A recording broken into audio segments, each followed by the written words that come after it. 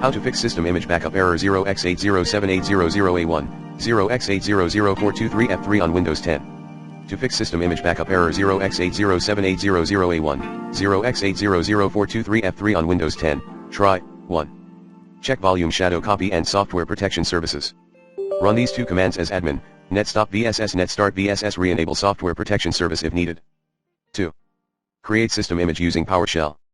Run these two commands as admin, bootadmin start backup target, include, c quiet all critical c, /windows /system32 /shutdown.exe, /r/o3. Use third-party imaging software on the web.